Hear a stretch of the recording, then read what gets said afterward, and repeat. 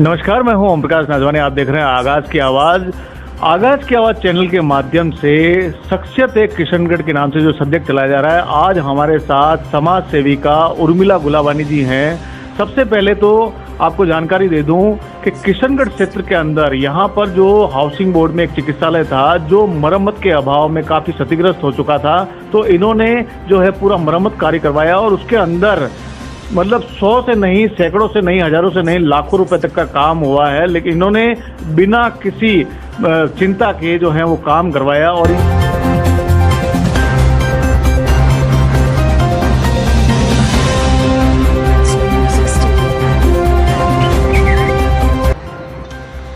जी नमस्ते मैडम। नमस्ते जी मैम, आप यहाँ किशनगढ़ से ही हैं? जी, मैं वैसे प्रॉपर तो अजमेर की हूँ। मेरे को यहाँ 40 साल हो गए हैं किशनगढ़ में। 40 साल हो गए? Yes sir. जी जी। तो जहाँ तक मेरी जानकारी है, आप सरकारी जॉब में थे? यस, मेरे को यहाँ सर्विस करे हुए करीबन 34 साल हो गए। जी जी। किशनगढ़ में ही। और पहले तो हाउसिंग बोर्ड में रहती थी जी। फिर अब यहाँ राजा रेड्डी सुमेर नगर में रहती हूँ, सेंट मार्क स्कूल के पास में। जी जी। तो एजुकेशन डिपार्टमेंट में थे आप? जी हाँ, मैं हेडमास्टर थी। उसके बाद पहले ढाणी प्रोतान थी 15 साल। उसके बाद हवाई अड्डे ढाणी राठौड़ान की HM थी।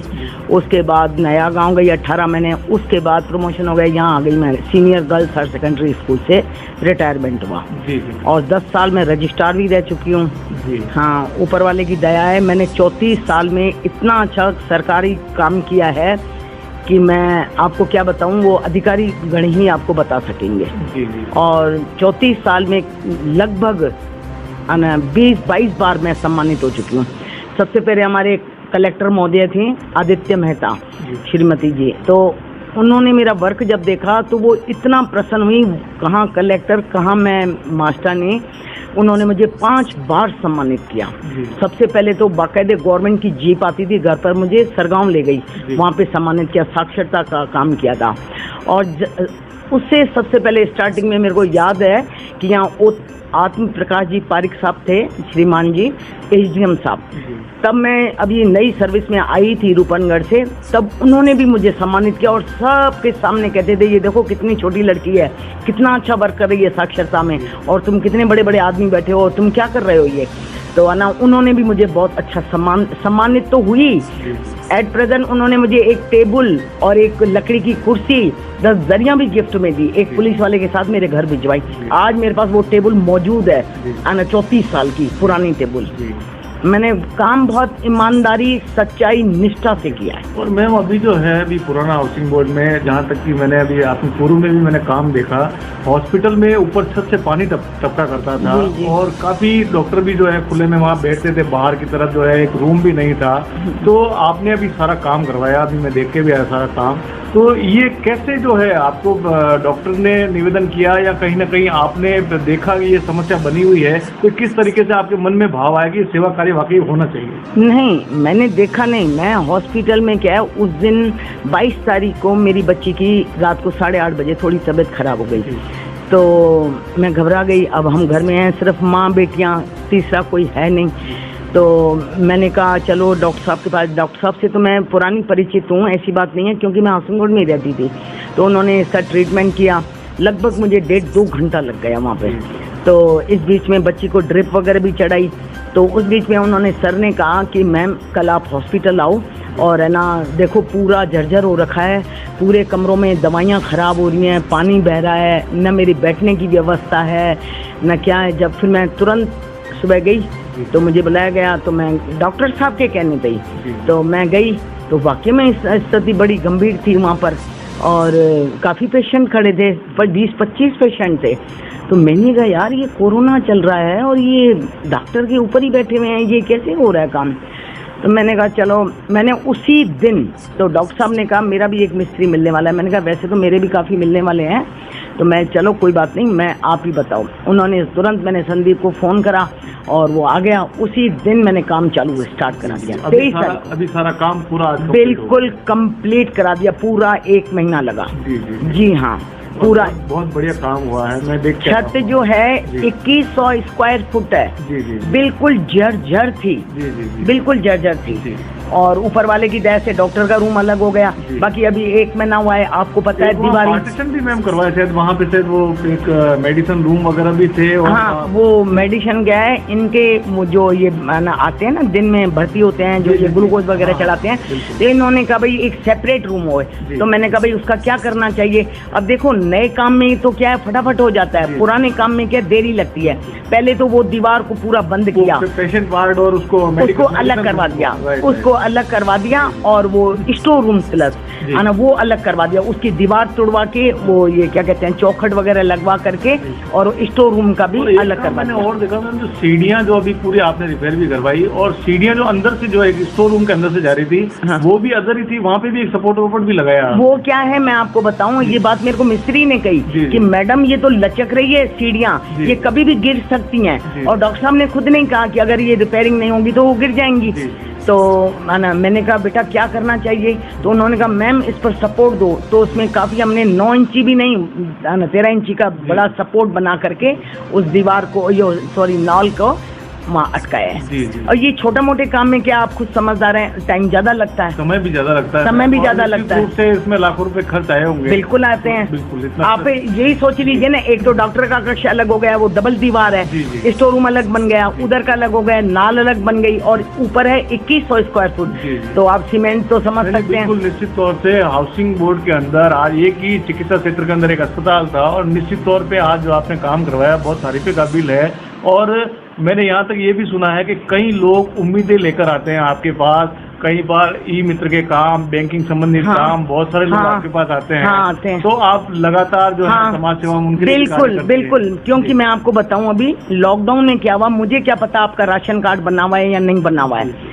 तो है ना मैं एक से राशन कार्ड मंगाती थी, वो कहते थे हम 10 जने हैं, कोई कहता 12 जने हैं, कोई कहता 22 जने हैं। मैंने कहा राशन कार्ड लाओ, का दीदी राशन कार्ड ही नहीं है। मैंने कहा राशन कार्ड नहीं है।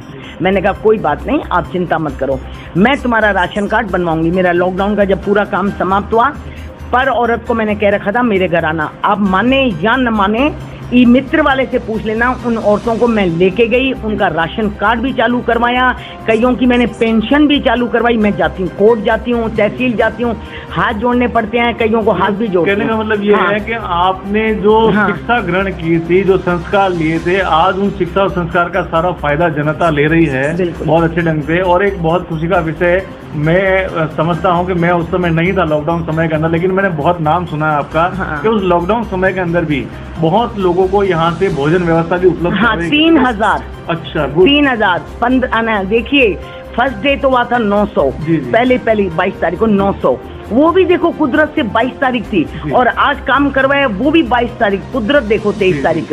तो है ना मैंने करवाया ना तो 900, दूसरे दिन पता पड़ा लोगों को 1500, 1670, 1680 ऐसे। मतलब सुबह का खाना, रात का अलग, हलवाई बिठा रखे थे।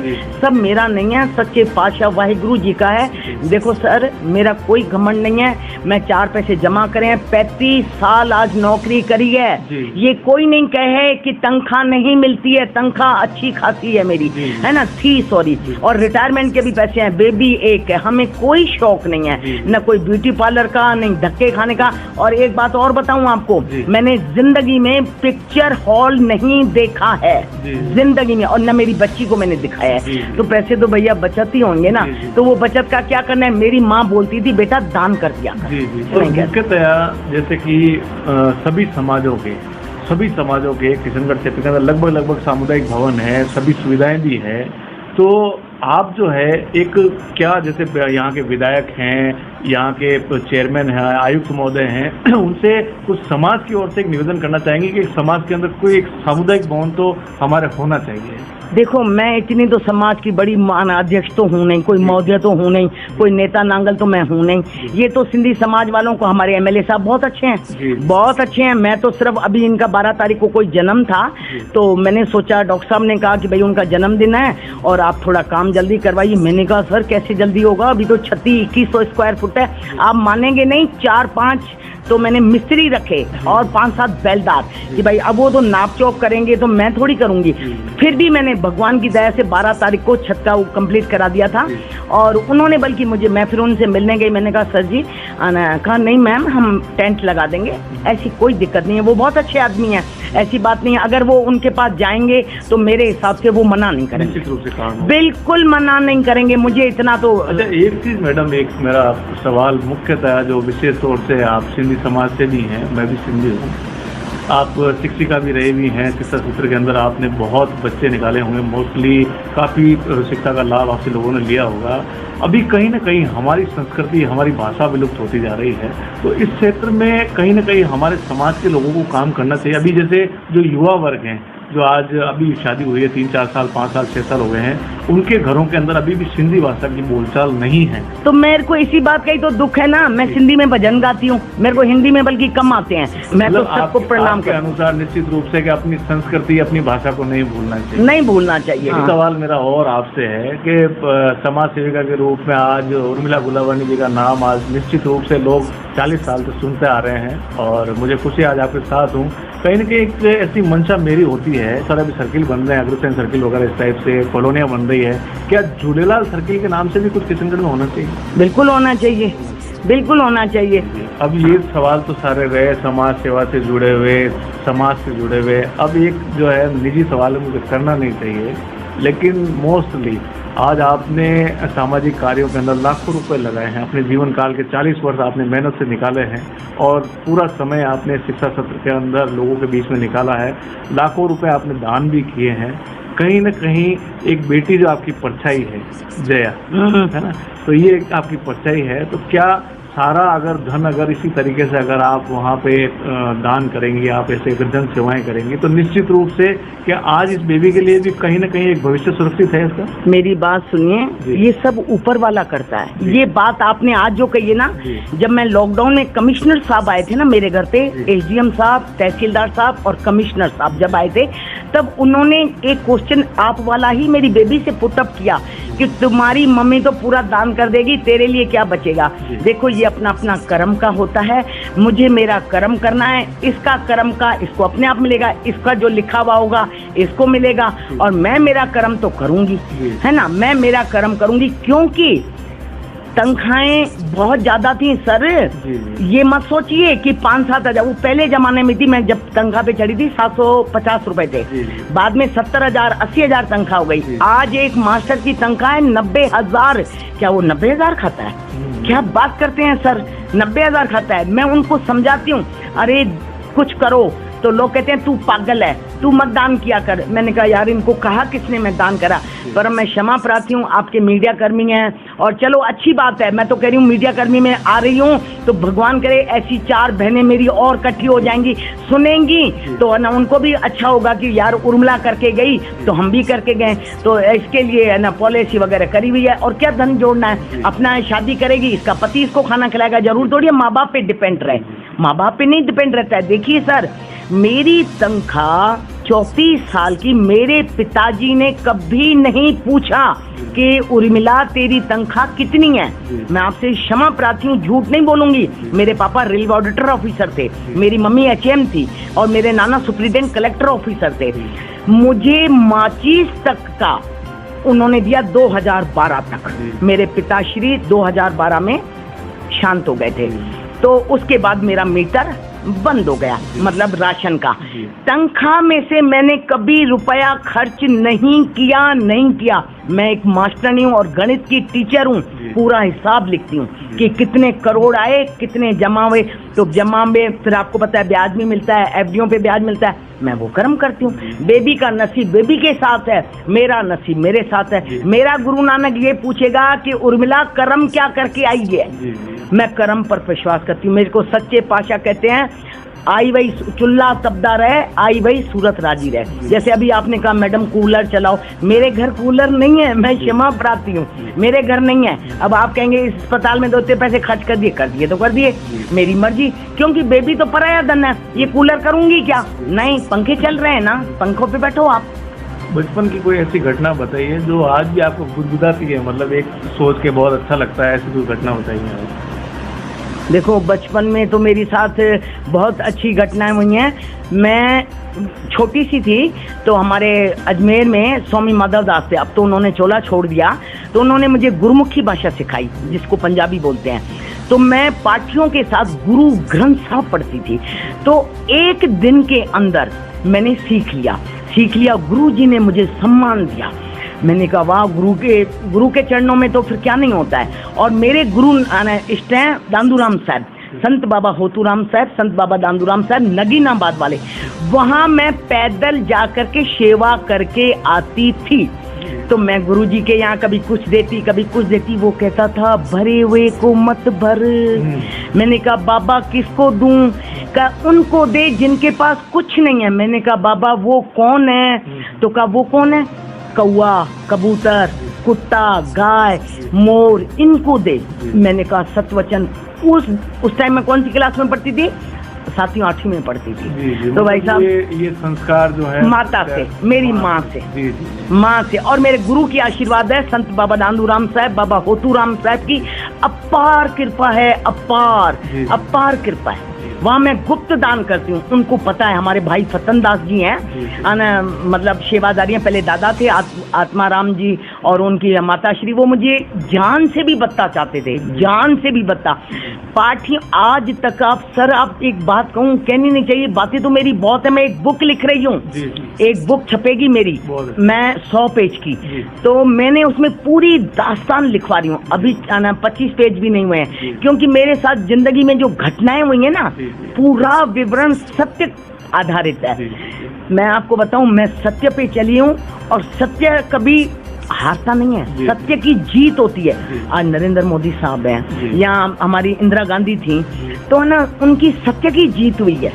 वो काम कितना अच्छा कर रहे हैं, चाहे आज MP साहब हैं, MLA साहब हैं, अभी हमारी सीता वर्मा मैडम आई हैं, पहले वाले कमिश्नर साहब इतने नाइस थे, मैं आपको बता नहीं सकती। उस समय से स्कूल टाइम से लेके और जो आप शिक्षा क्षेत्र के अंदर आज आप टीचर बनी, तो कुछ ऐसे भी लोग होंगे जो आपके कार्यकाल में टीचर भी बने होंगे, कोई डॉक्टर बना होगा, कोई टीचर बना होगा, वो आज भी आपके संपर्क में, ऐसे कुछ नाम बताएं आप। मैं नाम बता रही हूँ ना आपको। मैं सबसे पहले तो मैंने जिस बच्चे को पढ़ाया, अभी थोड़े दिनों की बात है, ये क्या कहते हैं थाने के पास में, क्या नाम है, रूप सिंह का भाई बजरंग, वो पांची में मेरे पास पढ़ा हुआ था। रानी राठौड़ प्रोतान में तो कोई पटवारी बन गया, कोई सरपंच, कचरू सरपंच, वो सरपंच बना है, और रतन वो पटवारी बन गया है। दूसरा बच्चा अब्दुल वो श्रीनगर थाने में है, और कोई गेगल थाने में है, कोई कोर्ट में है। और आपको और बताऊं, जिनको मैं ट्यूशन पढ़ाती थी, मनीष वो सीनियर बॉयज स्कूल में वो है, UDC है या LDC है,